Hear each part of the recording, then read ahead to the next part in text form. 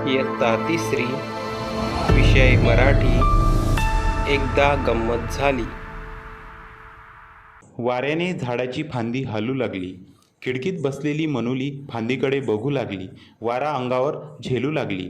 गारगार वाऱ्याच्या झुळकेने मनुली सुखावली. काय छान वाटतंय, कोणीतरी गालावर अगदी मोर फिरवल्यासारखं. मनुली मनाशीच म्हणाली. तिने डोळ्याची उघडझाप केली. पापणी मिटली. पापणी उघडली. तिला वाटलं, आज झाडाला कसला तरी आनंद झालाय. सगळी पानं वाऱ्याने हालताय. किती मजा, गंमतच आहे. आपल्याला आनंद झाला की आपण दोनच हाताने टाळ्या वाजवतो. झाड मात्र असंख्य पानांनी टाळ्या वाजवून लागतात. मनुली होती दंग. तिला दिसला पतंग. तिला वाटलं, हा पतंग मला उचलून घेऊन गेला तर केवढं हे पिंपळाचं झाड, आणि काय त्याचा पसारा. झाडाच्या उंच उंच शेंड्यावर हिरवी टोकदार पानं. इतक्यात गंमत झाली. पिंपळाची 2 पानं तरंगत तरंगत खिडकीतून आत आली.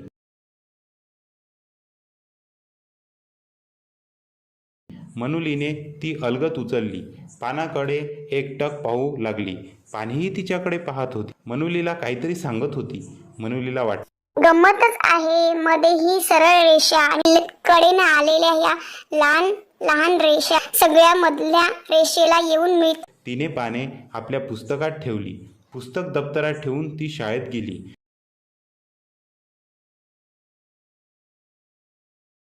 बाई वर्गात आल्या. बाईंनी प्रथम नदीबद्दल माहिती सांगितली. नंतर नदीची कविता शिकू लागल्या. एखाद्या डोंगरात नदीचा उगम होतो. ती वाहत वाहत डोंगरावरून खाली येते. डोंगरावरून येणारी छोटे छोटे प्रवाह तिला येऊन मिळतात. नदीचं पाणी आणखी वाढतं. नदी पुढे पुढे जाऊ लागते. बाई नदीबद्दल माहिती सांगत होत्या. शेवटी बाई म्हणाल्या, उद्या नदीचं चित्र काढून आणा. मनुली गप्प गप्प होती. तिच्या मनात आलं, कसं दिसत असेल हे सगळं. मी तर माझ्या गावाजवळची नदी बघते. ओढे ओहळ आणि पुढे पुढे वाहणारी नदी, हे मला काहीच दिसत नाही. त्या डोंगरापासून चालायला सुरुवात करावी आणि लांबपर्यंत चालतच जावं, म्हणजे मला सारं दिसेल. वर्ग शांत होता. मनुली पटकन उठली. बाईंना म्हणाली, मी गमतीशीर चित्र काढलंय बाई. मी डोंगरातल्या नदीचं, तिला येऊन मिळणाऱ्या ओढ्यांचं. गमतीशीर? दाखव बरं.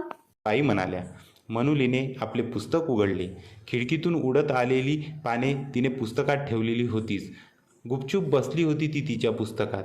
तिने एक पान आपल्या हातात घेतले. अगं, चित्र दाखवतेस ना? बाईंनी विचारले.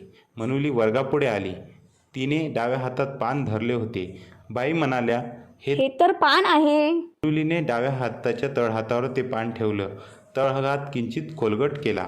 पानावरल्या मधल्या शिरेवर बोट ठेवून बाईंना म्हणाली, पहा बाई, ही डोंगरातून आलेली नदी पुढे पुढे चालली. बाजूच्या शिरा म्हणजे छोटे छोटे ओहळ ओढे तिला येऊन मिळतात. नदी पुढे पुढे चालली बाई. ही नदी शहाणी नदी आहे. सरळ ओळीत चालली.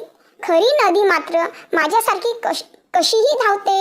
हे पान म्हणूनच मला मगाशी काहीतरी सांगत होती. तुम्ही नदीची माहिती सांगत होता तेव्हा मला ऐकू आलं त्यांचं बोलणं. पानाचं बोलणं? गंमतच आहे नाही बाई. बाईसह सगळा वर्ग मनुलीकडे फक्त स्तब्ध होऊन पाहत होता. बाई म्हणाल्या, खरंच मनुलीनं किती सोप्या शब्दात नदीचं चित्र उभं केलं. पहा मनुली, तू छान कल्पना करतेस हं.